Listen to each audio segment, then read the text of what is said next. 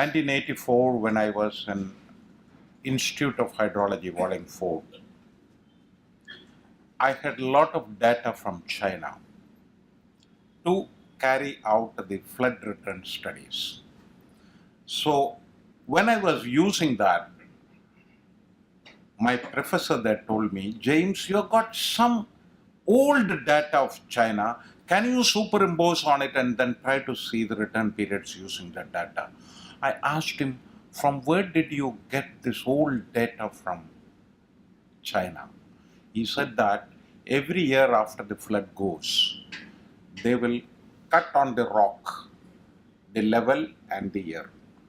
And this has been going on for last 2000 years in Yangtze River and in other rivers. And this data is available for you to find out the probability of occurrence of floods in China. They asked me a question. My professor then turned to me and asked me a question. What were you doing? Were you sleeping for the last 2000 years when they were cutting it on the rock to flood? Your data is not there for us to carry out the flood studies in Volume 4. I said, I wanted to defend myself. This is a characteristic of Indian characteristic or Kerala characteristic, whatever you want to say. I defended and I said, we were measuring the rainfall data at that time in India. He said, are you sure about it? Yes. I said, do you want the document? Come with me to the British Library. I'll give you the document. Chanakya's Arthashastra very clearly says that there were rain gauge stations there. The size of the rain gauge stations, rainfall station with Angula dimension is given. And he has said that where all it was installed and what was the type of data you had on rainfall in different parts of the country, even in Karnataka. And he had also stated that there was a special officer in charge of rain gauge stations in Chanakya's Arthashastra. Period, I don't want to say, I'm not a historian. We will attribute him to the Chandragupta Maurya's period, but or even little later. But I don't want to attribute the timing for his work. But one thing I wanted to tell you, there was a separate superintendent for the rain gauge stations maintained in India at that time. Do we have real superintendents today to take care of the rain gauge stations? Dr. Jayaraman, I was saying that 2000 years back, we had a superintendent for maintaining the rain gauge stations in this country called India. Today, do we have any superintendent who really takes the data? I'll give you one example. One rain gauge reader in Kerala, he was systematically sending the rainfall data of every day to the office of the chief engineer. Then this chief engineer was not in Kerala, fortunately. He was later the Secretary to Government of India, the chairman of CWC. He said Pradam Singh. He told me when he was a chief engineer, he used to get the data regularly. And one day he was asked by his superior officer when he was a junior officer, you go to the site and see how the rain gauge station is functioning. He went to the station. When he went there, the rain gauge reader who was getting the salary from the government was not there. So Pradam Singh thought that he will go to his house and find out the data. He went to his house. Then his wife said that my husband has gone to his parents for last 1 month. He is not in station. Then he said that, how did you get the data? Data is being sent regularly. Oh, she said that you don't know my husband. My husband is a very systematic person. She brought a bundle of cards, postcards with the data written on that and gave it to him. And he said that I am asked to post in this order. But he said, but you turned it this way and started posting. That's why I'm sent by my superior officer to find out what's happening to the rain gauge station there. Because May 29th came on May 1st or May 3rd or something like that. So this is a problem. This is a type of data which we have, and we are relying upon this type of data. My friend asked me, he's not here, about the data and reliability of data. This is what I just wanted to tell you about the data. Now, You know, one thing I just want to tell you, I had a friend from New Zealand who came and said that, James, you call this God's own land, is it? Is it borrowed? Is it stolen from us? I said, I have no idea. I know that it is called God's own country. I have no idea. I don't know whether there is God there or whether it is God's country. I have no idea. But I'm certain of one thing, that is to say, this is Monsoons on land, country. This is water's own country, and this is rainfall's own country, on which I have no doubt. Why I say this, I come back to your question. I don't want to call this Earth planet Earth. This is planet water. You've got more water on. You were asking something very similar to that to Sri Kumar. This is planet water. Okay? If you want to call it, you can call it planet Earth. That is up to your convenience. But otherwise, to me, this is planet water, on which there is some land also. Okay? What is from that goes down to that, and what is to that earth comes from that.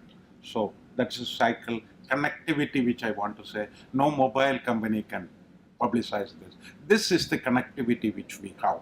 Water unites, land divides. I have first given wetlands because that is one area where I have specialized a little bit. From wetlands and tourism, if you take, Kerala makes a lot of money out of it. And have we given back anything to the wetland, if you ask me? No. If we had given back something to the wetlands, the recent floods would not have been this severe. In 2002, when I went to Valencia with the papers to call it a wetland of international importance and a Ramsar site, I thought that government of Kerala will do something after that. But I find even to this day, on 2nd of February, the Crown Prince of Spain said that Vembanad coal backwaters are declared as Ramsar site. After that, what has happened? Nothing has happened. Lot of waters have flown through Vembanad backwater system, and it has been polluted more. And there was a project called, what is that project called? Kuttanad. And when the floods came, people are resilient. They still live there. I used to say that the people of Kuttanad are more resilient than the Karimin of Kuttanad. You put a Karimin on the land, it will last for longer time than other fish. They are resilient. So the marsh reps, the wetlanders of Louisiana and southern France, and the Loctecans and Shilkans are all resilient. Therefore, they live there. Otherwise, they would have found some other abode for them. So this is something which I wanted to say. So we have to do something about this wetland. As why I am saying all this is that I take this as an opportunity now, because we have not incorporated the climate change into our planning and water resources here. We have not taken into account all these factors into our planning in the way, because if water is the single most important factor which decides the destiny of this state, then we will have to give more importance to water. So this is one area. And may I tell you one thing? The water quality of Kuttanad, don't say it outside, Vembanad is not up to the water required for tourism purposes in India as per Central Pollution Control Board standards. This should not be told aloud because tourists will not come. But I'm telling you this because if we can do something, we have to do it immediately. If they come to know about it, they will not come here anymore. So can we do it? This is something which I just wanted to ask. I'm not bothered about tourism. I'm bothered about the biodiversity. I'm bothered about the water resources management. I'm bothered about all this. So that's one. Second, you know, I, Hamid may be knowing, we measured the rainfall at Walakad in Silent Valley. CTS will be interested in it. And I found that 10,000 millimeters of rainfall in Walakad. I said that, is it in Kerala? I myself installed the station, I climbed down. Today I cannot do it. So 10,000 millimeters of rainfall. Then whenever biodiversity experts used to talk about the wildlife, I used to tell them, the basic thing is water. When you have got 10,000 millimeters of rainfall there, every other day rain there, you will have biodiversity. Otherwise, you may not have the biodiversity, the type of biodiversity which you have got in Silent Valley. So, forests and biodiversity depend considerably on the rainfall of this country, state. Spices, medicinal and aromatic plants, one example I want to tell you. My own studies only I am quoting. That is to say, cardamom, we found that by giving drip irrigation, the yield can be 5 times more than without irrigation. So, if you want aromatic plants, if you want spices, etc. in Kerala, we have to think of the water management. Third, this is a country, Kerala state can go to the Guinness Book and easily enter into food from the density of wells. You've got about 200 wells per square kilometer. I think my friend Dr. Nazimuddin's data says you've got 66 lakh open wells in this state. Sir, 64 lakh families in Kerala. So you've got more open wells in Kerala than the number of families. So we are in a Guinness record. And this well has got lot of culture attached to it. The kitchen wells in Kerala, and you are talking about the Nellipadi for this wells, and you are talking about the Pamperi for this wells. This well culture itself is worth investigating. We have not thought over it, but once you investigate and tell people that, they will conserve and preserve it. That's what I feel.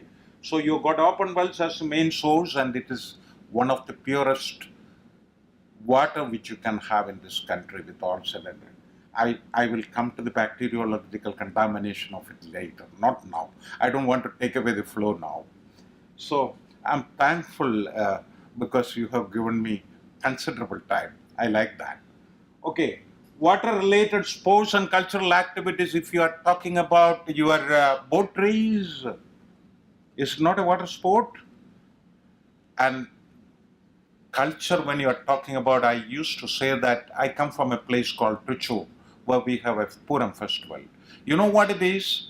After taking the Punja crop, all the local people around the Vadakanatha temple come there and then have their festival. It is a harvest festival after the punja is taken from the gold lands. Okay? It is only water festival. It has nothing to do with all the other things which you add. All other things are added to it. But it is only a water festival, nothing more than that. Abundant rainfall and fresh water. The monsoons in Kerala can attract a lot of people, lot of industries. This is a very peculiar situation. I don't think that in India any other state has got this 2,700 or 3,000 millimeter annual average rainfall. No. Major, medium and minor ports are all formed because of the rivers which fall into the inlets and then finally flow into the river. Cochin mouth was cut open in the 14th century by Periyar taking a diversion. It was earlier going to the place called Kottapuram in Kodungalur in my district, but it took a turn and then went to Ernakulam and then formed the Cochin mouth. So that is something which you'll have to think of. So all major, medium, minor ports are directly related to water resources. If you have a doubt on that, is it not the development or resilience of Kerala will have to come from all these, I feel. Hydroelectric power as the mainstay. Is there any state which depends on hydroelectric power to the extent Kerala depends on? The most environment friendly. Forget about solar and wind and all that. That story I will come to. But I feel that it is the most environment friendly because it is not consumptive use of water. And may I tell you one thing? One doctoral thesis under me is carried out by Abhi.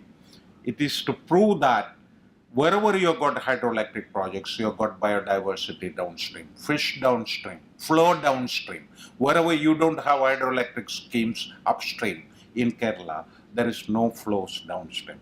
Chalakudi has flow, Periyar has flow. Wherever you have got flow downstream, it is. Otherwise, our rivers are not perennial. Please keep that in mind. So hydroelectric power stations are not only required for tidal power generation, I'm least bothered about it, but I'm more bothered about for biodiversity of this state, hydropower stations are needed. Ideal recreational beaches, Muripallangat, we carried out a study, one doctoral thesis has come out of that. I have found that there was a problem for the beach and now the beach has come back to its original status. The whole thing is that, and Kovalam, these are all water related. Water availability for industries and development, if you ask me, I was given a very difficult task by the High Court of Kerala. I did not want to send a wrong signal. I just wanted to give the correct signal. Based on scientific study, I had suffered a little bit because of that. But suffering is, scientists will have to suffer when they tell truth. And I have no botheration to tell truth in front of anybody. I'm least bothered. Now, if you take, this is your southwest monsoon. And you've got the latitude, longitude here, latitude there. If you ask me, on the eastern part, you have got the highest rainfall experienced. You see, this is Palghat. Here, that is a place where you had floods in the downstream of it, Sri Kumar. Downstream of it, when you came to this place, you had floods. They're very clear. Here also. Okay? So, what I wanted to say is that Banasara Sagar, etc. is here somewhere here. So, what I just wanted to say is that southwest monsoon, this will be the pattern we all know. That is to say, here in Kanyakumari, you have got the least, Vijayanand sir, you have got the least rainfall during southwest monsoon, going up to Kasaragod like that, going up. Now, just look at it, keep this in your memory, reversed. You got more rainfall during northeast monsoon in the south, less rainfall, but still peaks are not much touched. See, peaks are not much touched, but it just reverses, and you have got more rainfall in the south.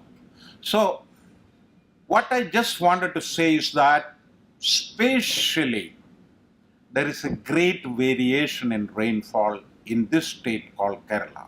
We cannot always say that we have got 3,000 millimeters of rainfall and we still have problem. The distribution of temporal distribution of rainfall and spatial distribution of rainfall are different. For example, Vattavada has got 350 millimeters of rainfall. Just adjacent to it in Idiki, you have got about 5,000 millimeters of rainfall. And when you come to Attapadi, you have got just 400 to 450 millimeters of rainfall. Just on the other side, in the Silent Valley, you have got 10,000 millimeters of rainfall. So don't say that Kerala has got 3,000 millimeters of rainfall and I'll be drowned if all the rainwater is stored in Kerala and all that. Don't tell all this.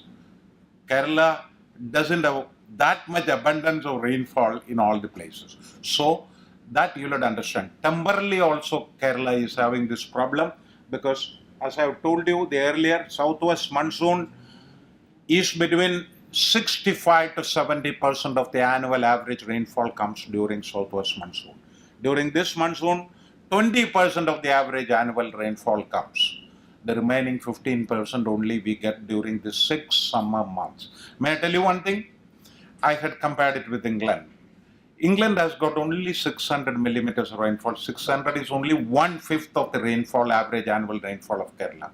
But that is God's own land, I'll say. Every month, 50 millimeters of rainfall God gives them. So it is like when I was in government, I used to get salary. Every month I get it. Sir, all through I have got it. Every month. Like that in England, every month you get 50 millimeters of rainfall. Sir, no increment. No increment. No increment.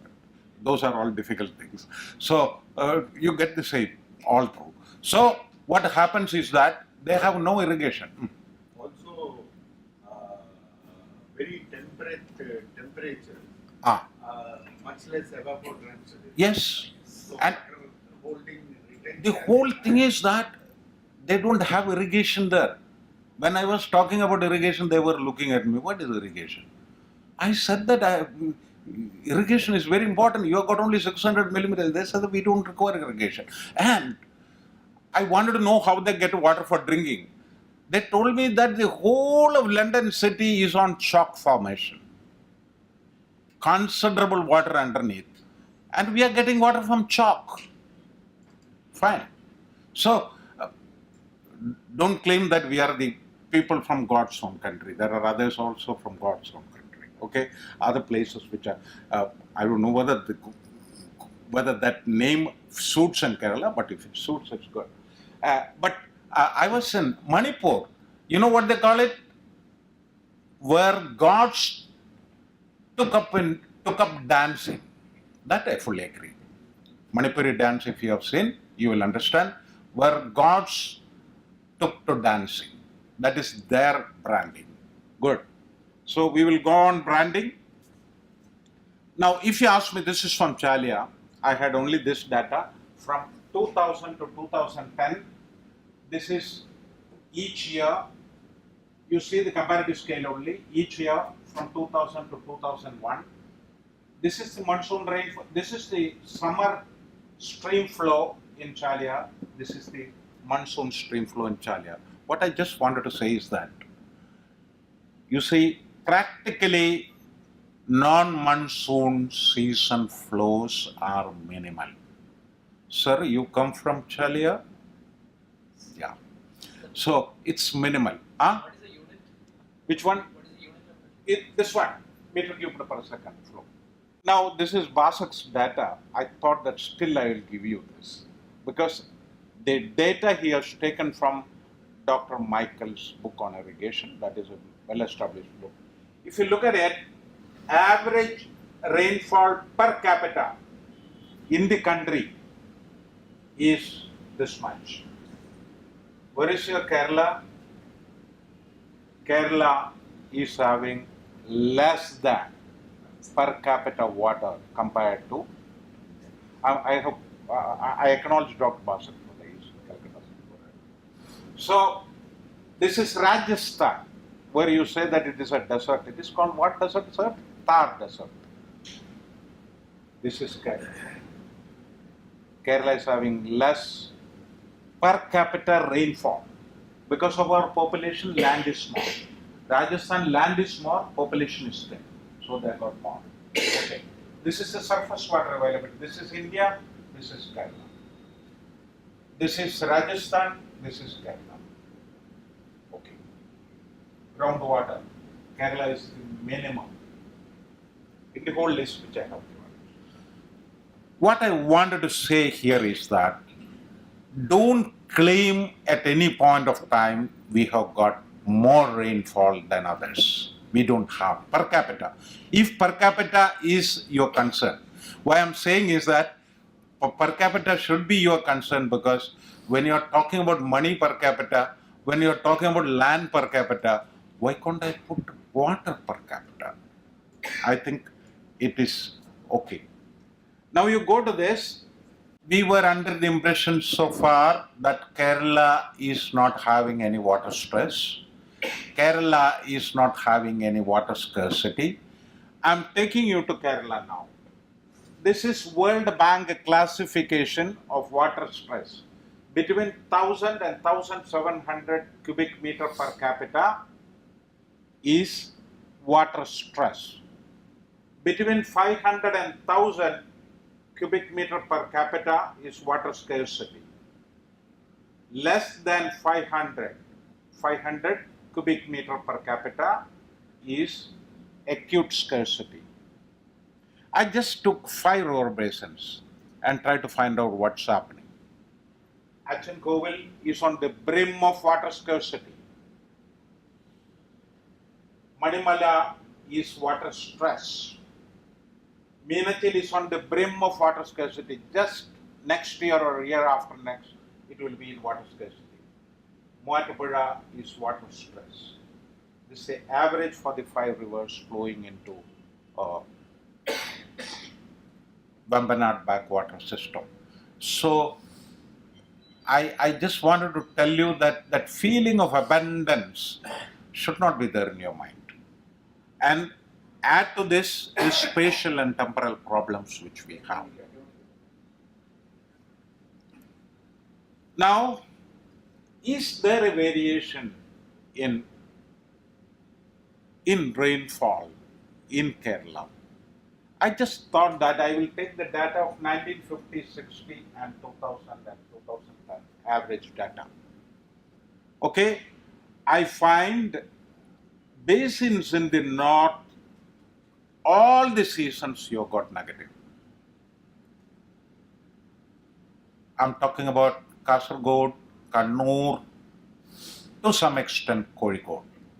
You are having average is negative, non-monsoon, southwest monsoon, northeast monsoon, all the seasons you have got less. Then I thought that what will happen in central, where I belong to. I found that, see, non-monsoon season rainfall, there is a decrease of -28. Trichur is closer to having water scarcity. We are moving to it. You see, if you don't have water in the summer, any rainfall, what will happen you can understand. Just 5 months you have got rainfall, thereafter no rainfall. This is Trichur. Trichur average there is a -9, southwest monsoon. There is a positive trend, then a negative trend. Basins in South Kerala, if you take it, you have got, except in northeast monsoon, you have got a negative picture. And east flowing rivers, totally negative. Totally negative. So Wayanad and Idukki are having less rainfall when compared to 1950-60 compared to 2000-2010. Now, maybe cyclic. This is station data or? 3 stations each in the region I took, averaged it and put it. Because I thought that one station may not be good. So 3 stations I averaged in north, south, central and east. East I was very much interested. I want to know what is happening to the rain shadow areas. Because Wayanad is complaining about no rainfall, whether there is any truth in it. So that's about, so I don't call this a climate change and all that. I don't want to call that at all. I don't want to threaten anybody. There is a variation in climate due to what? I don't know. I don't have any proof. Okay, now, probable climate change, why I said a word about climate change is, I take this as an opportunity. See, this is an opportunity for us to take climate change also into our account to have resilience. Otherwise, another problem will come because of climate change and then we may not have resilience and we will be totally, our backbone will be broken. We don't want that to happen.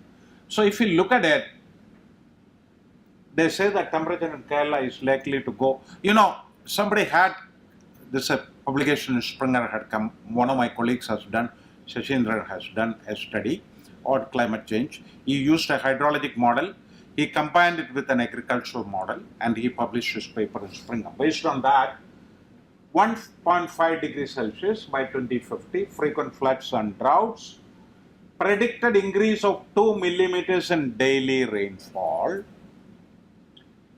maturity period of rice to go down by 8% and yield to go up by 12%, further increase in temperature to bring down the yield at all. Rice will be out by that time. Salinity intrusion into rivers, wetlands and aquifer is a predicted thing.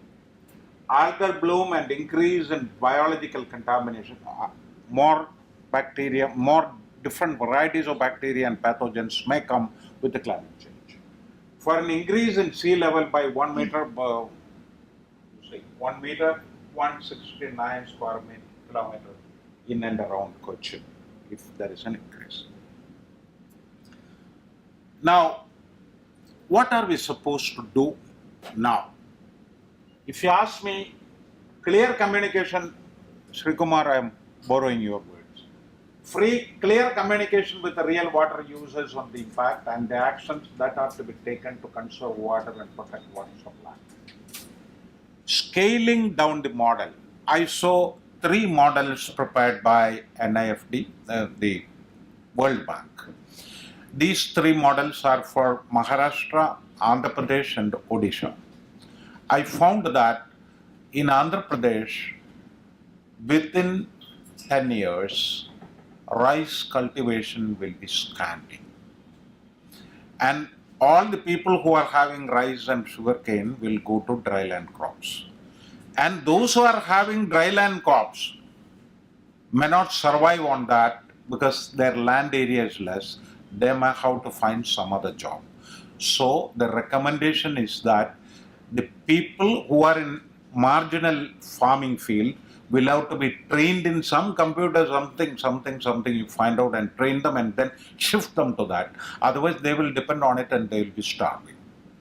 And people who are in rice cultivation will have to slowly switch over to crops, especially sugarcane, will have to switch over to crops which require less water. This is for Andhra Pradesh. Similarly, Odisha, the condition is more floods. So they have slowly started facing floods, but they will have to be more resilient to face the flood conditions. So these are the predictions based on regional climate change models. And these type of studies we will have to carry out for Kerala and take precautionary measures. Otherwise, one fine morning they say that all the people in the high ranges doing tea, coffee, and what else things, cardamom, they all come down and say that no, we cannot survive, you will have to give us livelihood. It's not possible for a government to do that. I think so. I have nothing against governments, but government cannot do that. Government cannot feed everybody free. So, these type of models will have to be attempted for Kerala in a very serious manner. This is my recommendation. And the irrigation department, the hydropower, whoever it is, they should be asked to do things considering this. And they cannot sleep. And the following tips to be kept in mind in future planning: do not consider climate change as a factor when it has no influence. There is a problem for our people. They blindly say that anything connected, it's climate change. It may not have anything to do with climate change. So you should be in a position to distinguish it. Second, do not fail to consider non-climatic factors having greater influence. What we do is that on the pretext of climate change, we forget about the non-climatic factors which may have a major role. Third, do not fail to consider climate change when it is the most important factor, influencing factor. So please keep this, because why I'm saying is that when all these things happen, people immediately say, it's climate change, it's climate change. Is it only that? Is it only that? And Hamid, are we also responsible for some of these things? Think over it. We'll have to think over it. If we are, we have to change our behavioral pattern. It's high time. Now, let us take the drinking water sector of Kerala. You know that once I went for a meeting in the planning board, sir, you were not there. It's a little earlier. So, I was told that we are going to give tap water to all the people in Kerala. I asked only one question. Do you know the financial implication of what you are saying? They said that within 3 years we will do it, sir. Vijayana sir is not here. He was an IAS officer. That IAS officer told me that, James, you don't know things. I said, I don't know anything about Kerala. Only you know about Kerala because you have come from Rajasthan. I belong to this place. I don't know anything about Kerala. I agree because I am from Trichy. I may not know about Kerala. So that is fine. Trichy is the center of Kerala, please remember that. I was just trying to find out the exact distance to the south and the north. We are at the center. So, we have got 66 lakh open wells in Kerala. If I say that, Still relevant that data? Still relevant that data? yeah, this is Nasimuddin last work. That is to say 5 years old work. This is the last work which Nasimuddin did and then left. Good work he has done. 66 lakh open wells. Each well, you have spent 10,000 rupees each person. 6,600 crores rupees people have spent. Whenever you ask for something matching grant, people have already spent this much money. Are we spending equal money for helping the people for drinking water? I don't know. We need not do that, but people will do that. They will take care of. Allow them to do what they want to do with regard to this. This is all what I have to say. And my calculation is that out of 66 lakh open wells, 60 lakh may be utilized in some form or other by people for drinking or bathing or something. If that is so, if I take 4 people per well, some wells are useless. I have not taken 66 lakh, I have taken only 60 lakh. Little approximations I have done. Sir, I don't fully believe in all these statistical games, but you have to do it once in a while because otherwise you cannot survive, sir, in this one. So, at the rate of use of 4 people per well, 2.4 crore people in the state may be depending on open wells in some form or other. Okay? In Calicut Corporation, 50% of the corporation, 50% of the people, even today after the JICA project, are depending on open wells. Please keep it in. Open wells or ponds or I don't know what, but not tapped water. Okay. Open wells, the first and last resort of people, to my knowledge. The IAS officer who gave me the advice, I did not tell him all that, but I have only one thing to tell him. I don't believe that you will be able to replace it immediately. 85% of dug wells in state are bacterially contaminated, study of CWRDM. And may I tell you one thing, this bacterial contamination, one day a bacteria comes which is very dangerous. Your open wells can kill more people than flood has killed or put in hospital. Okay, we have to be careful. We have to be extremely careful. Those who are drinking it after heating and boiling and all that, it is different. But those who take raw water, if some problem comes, think of an epidemic comes, what will happen? Other location-specific problems include in some pockets in Palakkad and Alapi, we have found little fluoride, and many places you have got iron and nitrite. But apart from that, our open well water is fine. Now, what shall we do to go forward? Resilience. I have computed a figure of 2 million people in Kerala who do not have good quality potable drinking water. Most of them are either on the top of the hills or in the coast. We cultured people have a tendency to send the poor and the underdogs either to the top of the hills or to the sea. We will not allow them to live in the midland belt. That is our characteristic. So, those are the people who do not have real source of drinking water. Can we investigate the local sources? We identify first of all where acute problem of drinking water is there and identify these 2 million people. It is within the budget of the state. And can we, on a war footing, identify the resources there, local resources? Local resources can be Surangam, maybe ponds, maybe spring, maybe a small check dam, maybe an open well. See this lady standing there. Anytime she may go to the well. We are talking about safety and security in this country. She may fall. And who will be responsible? Parliament is not going to support her. I don't think. No parliament will pass a bill tomorrow to protect her. If they do that, I'll be the first to support it. If needed, go for more storages or connect up with the existing reservoirs. If you find that in the hill slope you've got a few people who do not have water, connect it up with the existing reservoirs. Minus that, water is sufficient for irrigation and hydropower generation here. Ensure quality by sanitation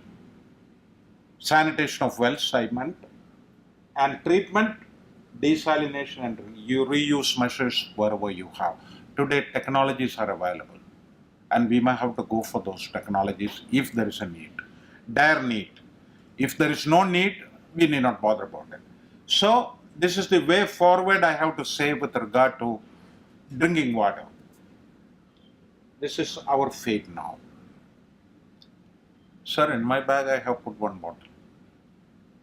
Okay? We beg for water like this.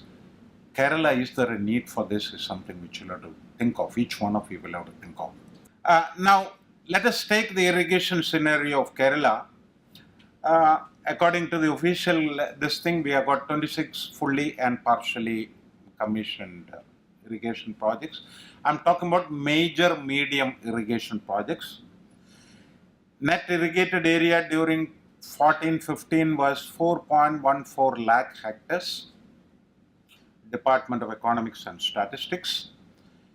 Initially considered as an engineering challenge. You know that these irrigation projects were initially considered as an engineering challenge, which all of you know is not. Operation and maintenance problems arose, no incentive, no entitlement, no participation. No competition, no part for private sector, no accountability, no proper pricing. At the end of the day, what has happened is that build, neglect, rebuild is the philosophy now in your Jubilee projects, Silver Jubilee projects, Golden Jubilee projects, Diamond Jubilee projects. Now, I was surprised. I come from Trichure, as I told you. Chimney Dam, they are now repairing. It is a very recent dam. It should not be repaired like this. Okay, once you build something, it has to stand. Because we are spending it by spending a lot of money from the coffers. So, build, neglect, rebuild approach is something which is going on with regard to many of the irrigation projects which we have. This is not only applicable for major medium, this is also applicable for minor irrigation projects. This state of affair will have to change. Now, may I tell you one thing? These irrigation reservoirs which we have constructed spending crores of rupees, we have never bothered to come out with an operation policy. You know that science has grown. And today you can tell exactly how much water should be let out, when, how, why, etc. And you need not waste water. But still no operation policy has been. They work on thumb rule. Sir, you asked about the statistics. They work on thumb rule. That is to say, they'll say this irrigation year, they will do like this. They have got some diary, they note on that and do it. Is it not time for us to scientifically operate our irrigation reservoir so that their efficiency level goes up? Now, country over, we have gone for rotational water supply. I'm talking about all North Indian states and all South Indian states except one state, which is called Kerala. We are above all this. We don't require any rotational water supply here. Go to Tamil Nadu, how scientifically they do it. Karnataka, they do it. North India, all the places.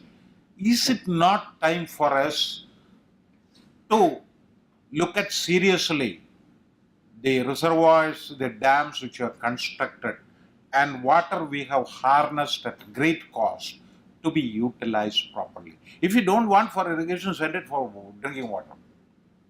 But it is high time. And so much so, our irrigation projects are having an efficiency of less than 20%. Do you understand what I'm saying? Efficiency of less than 20% for the water you have harnessed at great cost. Are we happy with this situation? I have put here 30 just because my compatriots in the PWD should not feel bad because I am also a civil engineer. What do you mean by 30% efficiency?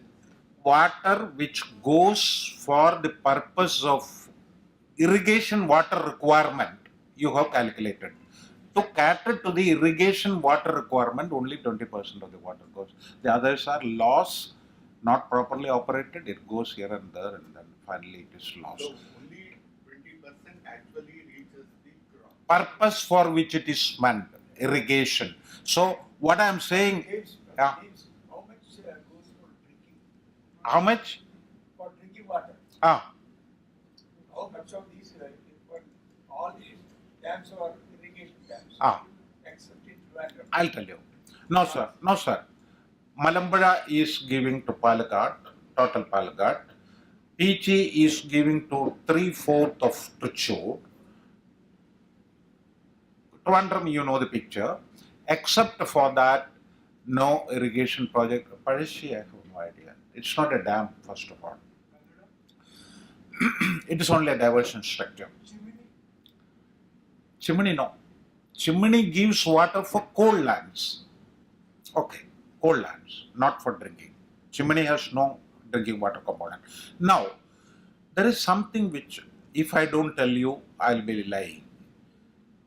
Because this water goes through the canals and it is spread in the irrigation fields, it recharges groundwater table. So, if you ask any house if in the command area of irrigation projects, they will say that, sir, it should be operated, water should come. For what? Sir, otherwise there will be no water in our wells and then we will not So have. after the initiation of this Japan drinking water project, Ah. Yeah, that is there.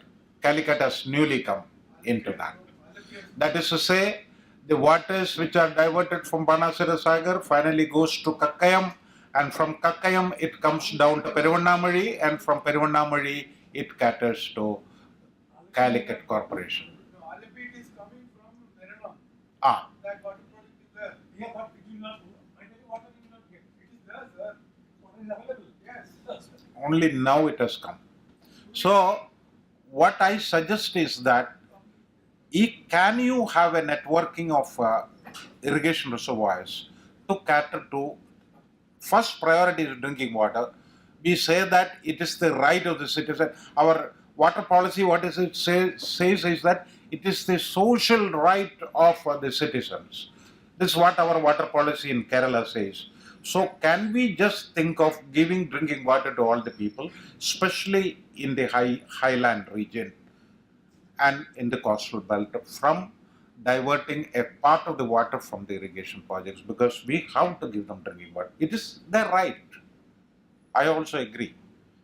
Though I wrote some sentence there, I think Jay Kumar modified it and said that it is the social right of the people of the state. If it is so, we are bound to give them drinking water.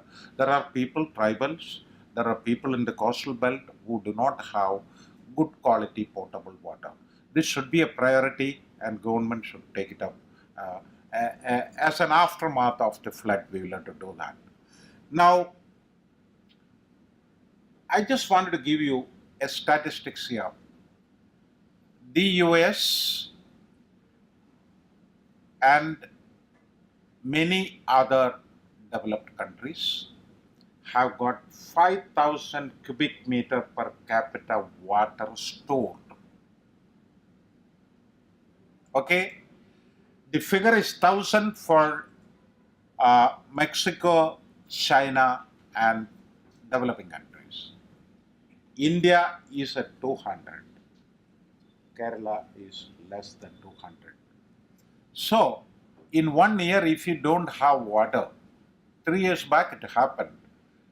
Do we have, it is something like there is no cash. Do you have some sort, sir, what is the demonetization? Something. So, no cash.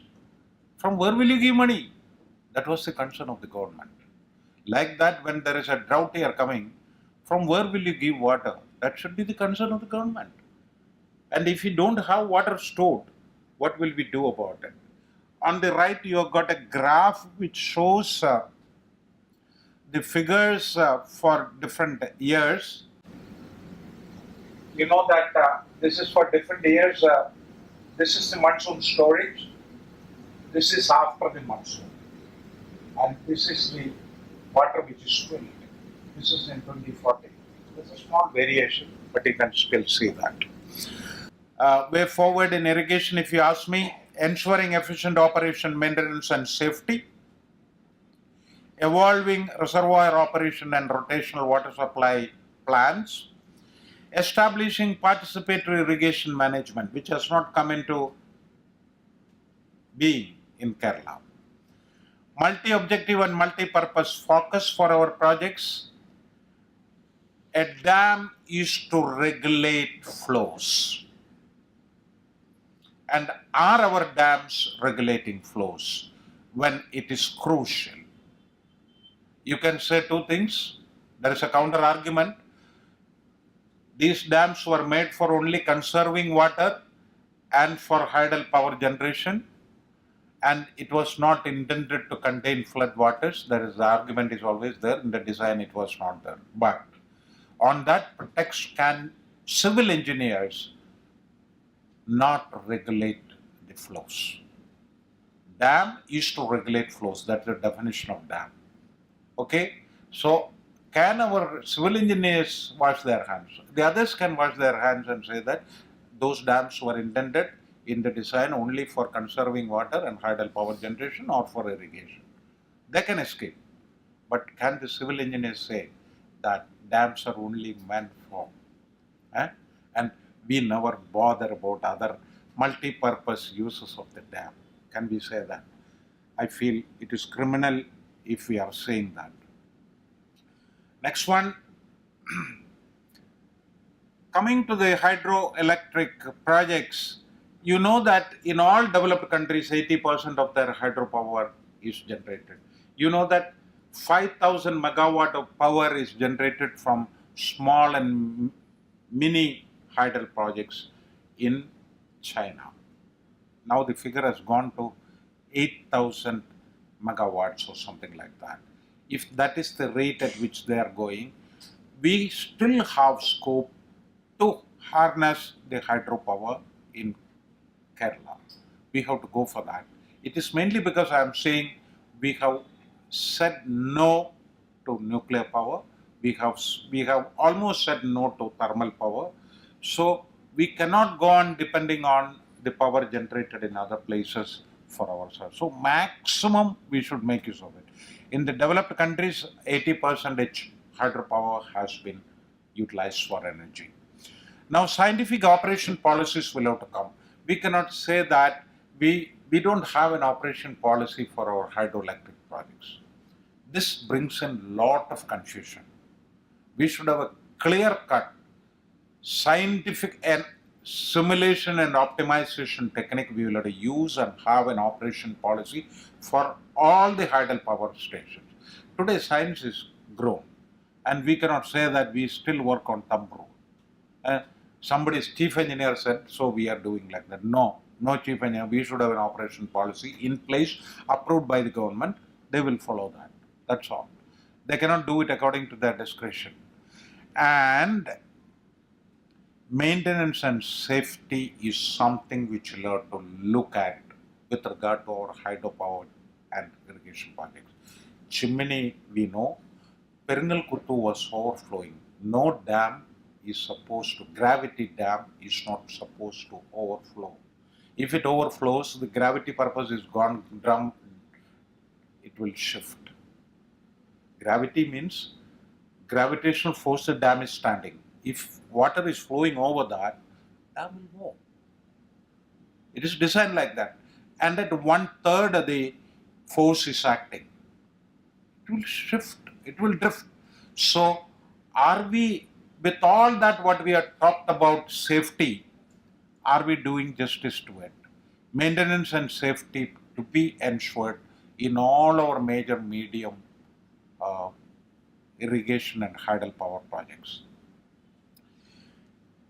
This will enhance the efficiency of our hydroelectric projects also, which are not working to the desired levels of this thing.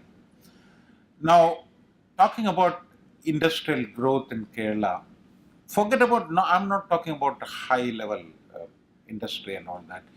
Technopark, when it was started, we had done one investigation about the water availability. When its capacity had to be enhanced, again we went and then did the investigation for that. Technopark is surviving. If that water is not there, I don't know whether you have seen that water tank there. It would not have had any meaning. So we did an investigation before the starting of Technopark. We did it when its capacity had to be further enhanced. So water is a prime factor in the industries even in Kerala. And may I tell you one thing, I told you that when a case was referred to me as a commission by the High Court, I did not send a wrong signal because I don't want to stop industries in Kerala by telling a lie. I will not do that. Okay, I still wanted industries to come to Kerala. Even today, Supreme Court has referred one or two industrial problems associated with water to me. I have made it very clear that I will not say no if I can save it.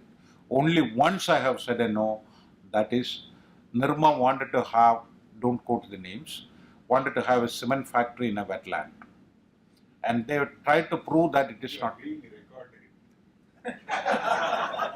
I don't know which, I don't remember which firm it is. Some firm wanted to have what they call a cement factory in a wetland in Gujarat, Bhavanagar. So Supreme Court sent me there to find it out. I said, sorry, it is in a wetland, and they had already spent 700 crores of rupees. I said that they will have to close it down. They had to close it down. Sorry, that is the only occasion where I have emphatically said no. I have no other alternative because it was a creek.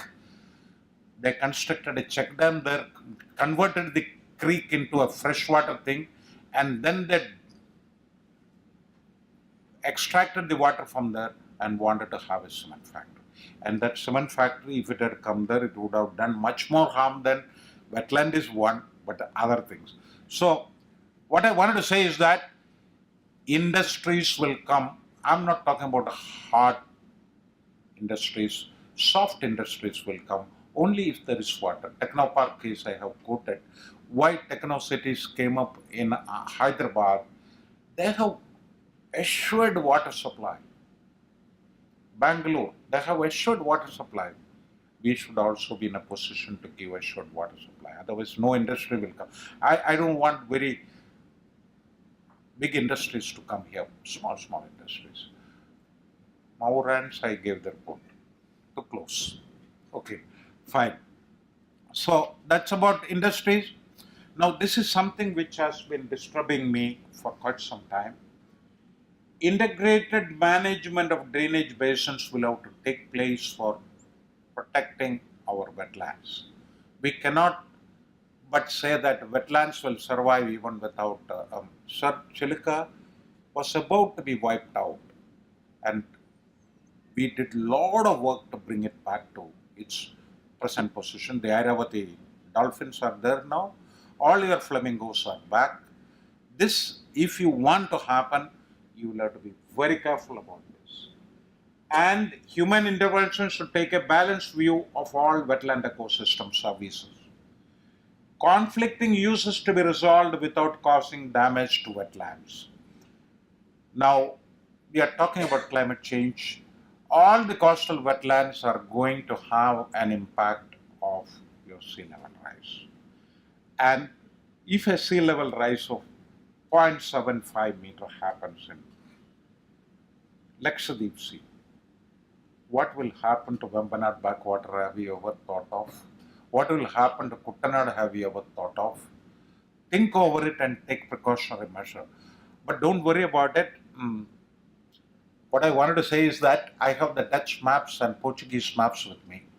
If you want, you can also download it from Columbia University. Our Vembanad backwater formed into this present form only after the British maps have come into existence. Okay, somewhere in the 18th century. Till that, it was only barrier beaches with the gap inside. There are 4 outlets. Now, because what made me to think is that one historian in Calicut told me that a ship is found out from somewhere in the middle of the Vembanad backwater system. Yeah. So I just looked back to the maps and then said that it is quite possible. I think MGS had a doubt. How can the ship come from Cochin Mouth to the inside of the Vembanad backwater like that? Okay.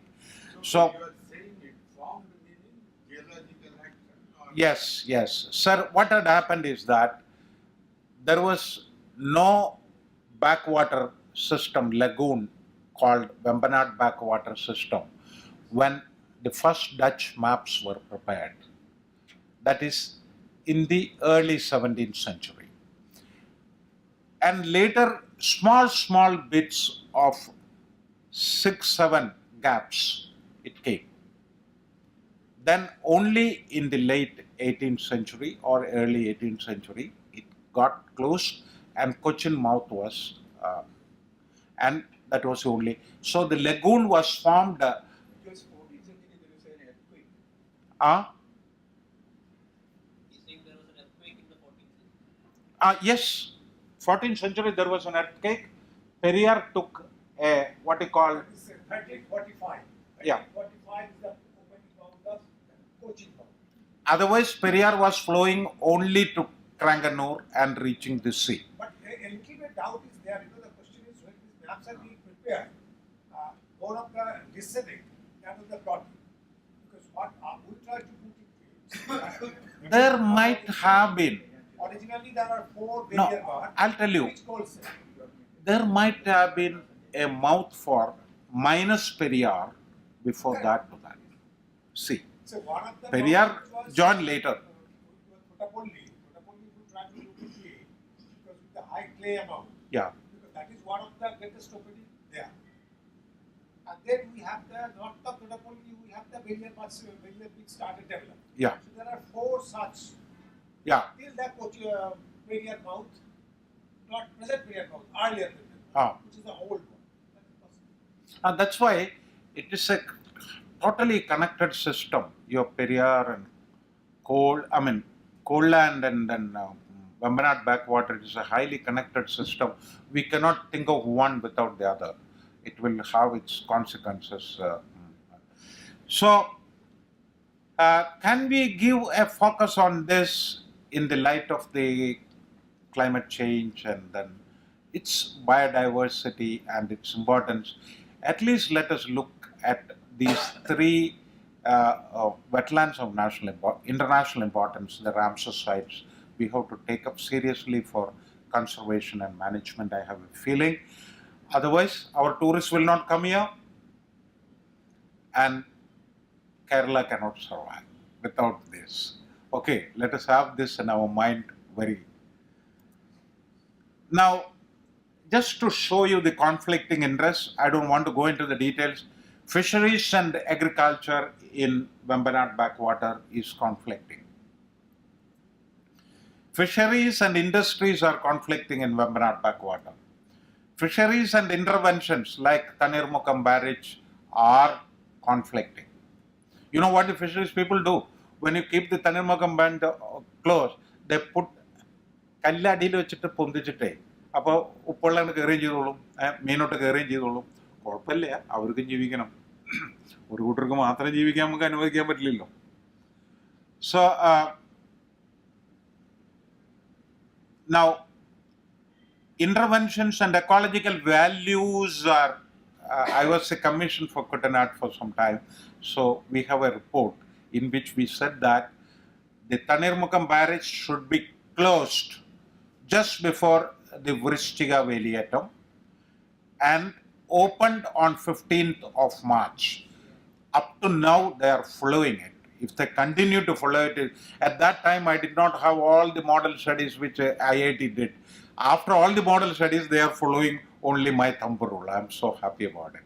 Thumb rules can replace mathematical models. Okay. Now you see, industry and ecological values are conflicting. Tourism and ecological values are conflicting. You see what all conflicting, what you call ecosystem services are there in a wetland called Vembanad. Now, flood containing and fisheries are complementary. There is more flood needed for fisheries. And agriculture and Tanirmukam barrage are complementary. And Tanirmukam and tourism are complementary. Inland transport and tourism are complementary. So we will have to resolve the conflicting things and come to complementary things and then work for that. Now, one thing which can have an impact on hydrology of the state is when we change the ecosystems, it will have its impact on the ecosystem. Sir, I will take only 5 minutes and close. One is, we have found that forest, you know that we took up 2 square kilometer area of forest watershed and studied it. We mean CWRD. And we found that in a forest watershed of 2 square kilometer, the stream flow will be there all the 12 months of the year. The forest area with a less than 60% and more than 30% canopy, the flows will, I have given a small diagram there, flows will stop in February. And in a watershed where forests are cut off, you have got less than 30% canopy, the flows will come to a stop in December. And I found that the sediment load is 6 times more from a totally exploited forest than from a fully dense forest. So we have to have forest ecosystem for water management. We also want the cultivated watersheds to be properly developed for the management of water.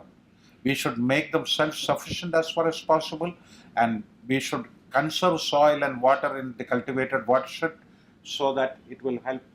The study which we carried out in using universal soil loss equation, we combined with the not MapInfo, ILWIS, and we found out that what are the measures to be followed for soil conservation to bring it down to the minimum. And the next one, if you look at it, rice fields play a major role in recharging the groundwater table. And you have the figures there, and you see here, I have given a map here, how the rice cultivation is going down in Kerala. Coastal zone management is very important from the point of view, you can consider the littoral cells and then have the coastal zone management. It is very much important from the point of view of not only coastal aquifers I am talking about, but from the point of view of the coastal safety. And urban watersheds, if you say, when I was in Calicut, one thing which people used to say always is that why these roads are having a lot of water flowing when it rains. This is the answer for that. This is the drainage, original drainage when you have constructed roads. Roads have taken away the drainage, and roads serve the purpose of drainage during monsoons, because you have intruded into the roads for, intruded into the drainages for roads.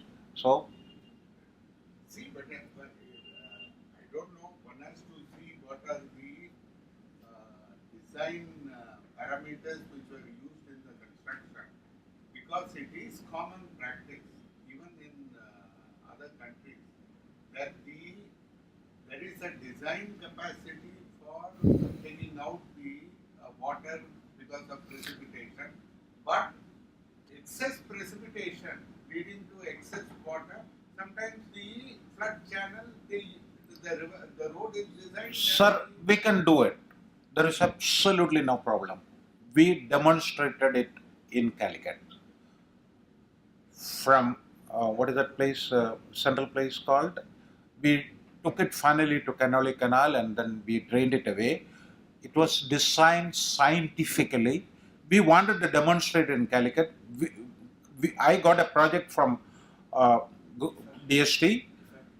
We constructed it for the corporation. We proved to them how it can be designed, and then the whole thing can be laid out. The road would be the flood channel. Sir, if you know the catchment from which the water comes, what is the quantum of water which is coming, and find out the capacity for the drainage, if you design it from Palayam in Kozhikode down to Canoli Canal near Baby Memorial, we took, designed and showed that no flooding in that area. No flooding has happened in that area after that. I don't know now, but no flooding has happened. So, sir, what I am saying is that that design should be okay. So, when we are talking about urban area water management, I have only one thing to tell you, that we should not only think of drinking water supply, we should also think of sewage treatment and recycling and reuse at some point of time. If we don't think like that, I think Indian Constitution says something very serious about it. All our corporation mayors may have to go to the jail. Now, I just wanted to give you this data just for your information. Can you see this? What I did was that, it's not what I did, my son in Israel, what he did was that he had the benchmark on the previous day of 9th of August. 8th of August he considered as a benchmark. And on 9th of August, what happened is this red. This is the Sentinel data, Sentinel-1 data, 2 times it had crossed during the flood time. Classified satellite images, synthetic aperture radar imaging, cloud-free UN spectrum, the third. So he used the previous day as a benchmark and tried to see how much area is flooded. This is on 9th August, building up of the flood, 39,054 hectares. On 21st August, the second round, it came only during 21st August. He analyzed the data and sent it to me. You have got the right here. 59,597 hectares. So this is a hyperspectral data which they had analyzed. Because he was in Israel, when the floods happened, he wanted to see whether I am drowned. I said, I will never drown. Otherwise, I would not have studied hydrology. I should have studied something else. So don't worry about that. But he wanted to see what's happening. So what I wanted to say here is, now, just before I conclude, I thought that a few thoughts I have, and I feel CP has to take it to the next level and do something. This is the last thing which I have to say. I want a flood studies report to be prepared by Government of Kerala. Whoever does it, I'm not bothered. But in 1960s, they had a flood in UK. They came out with a flood studies report. Copy is available in your CWRDM. I had brought it when I went there. I was also a party in preparing the flood studies report. Like that, we should have a flood studies report prepared for Kerala, because don't wait for another, you say 100 years flood, it can happen tomorrow. So if it happens, then I will find fault with not only the planning board, but also with the government of Kerala. I will come to the secretariat and sit there, hunger strike. Because after knowing, if we pretend to be not knowing, it's not right. We intellectuals cannot support that. So, I may join you there. yeah, I will invite all the intellectuals. I will all the intellectuals. We have no politics, but we don't want people of Kerala to suffer. We don't want the fishermen to come again and then help our people. We should be, after knowing once, we should know how to survive. So, the flood studies report to be based on the extensive research, analysis and modeling of available rainfall, climatic, hydrometric and coastal processes data, because coastal processes also will have to be studied along with this. The analysis and models to use available inputs on physiographic, geologic, soil, land use, cropping patterns, data, climatic variation factors, anthropogenic interventions, etc. Supported by tools like GPS, GNSS, RS, GIS, Census, IoT, cloud computing, mobile applications, weather modeling. A volume each on hydrological, meteorological, flood routing, reservoir operation studies and recommendations on flood management on a DSS platform. Also, volume on the data used and other volume containing maps for applying the results. We want it for Kerala. If you think that water is important for Kerala. Reservoir safety, spillway design and freeboard. Why? Because we were all the while talking about Mullaperiyar.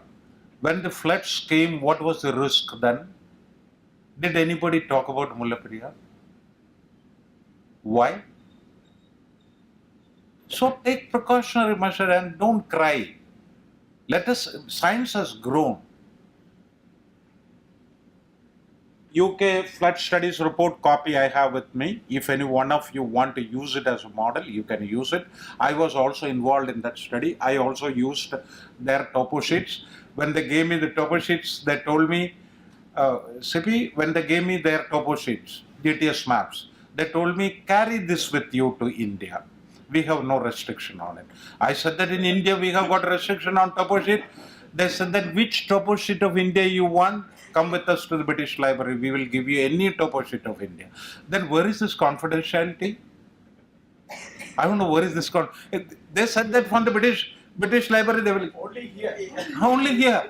We poor people using it for some good purpose. They think that we are all, sir, what? Anti-nationals? British competitors are there to one copy each. Huh. So, We bring in anti-national slogan to things which doesn't require it. And where things that is required, you don't also. Anyway, let it be restricted. Let it be. So, sir, my final statement is that the HEC model which has been developed and universalized, we can make use of. Guidelines for flood forecasting systems installation. This we will have to start immediately. Though our rivers are small, if we get 5 hours warning, it is good for us. And it is needed for even Mullaperiyar anywhere. Because if we can get 5 hours warning, it is good for us. So flood forecasting will have to be done. Reservoir operation policies for major and medium projects immediately to be made. If it was available, it would have been useful for us.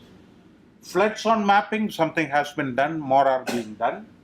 Flood proofing of important buildings. I found that there is a library there in Jewish books were there in a place called, what is that place? Nearby Kranganur. That library, Mala, the whole thing went out of floods. So those things will have foolproof. Where, what do you call, flood-proof those areas, buildings, where you think that there is something very, very useful, you'll have to flood-proof it. Customizing flood mitigation techniques for the state. Government of India guidelines, when I read, I found that all that we should have done is there in that flood. None of those things we had done in Kerala. So we should have seen it earlier and done something. I feel we have got bodies here to take care of it. But anyway, impact of coastal processes like storm surges and tides on floods. You know, you've got a storm surge and a flood, finished. Whole Kerala will be standing water.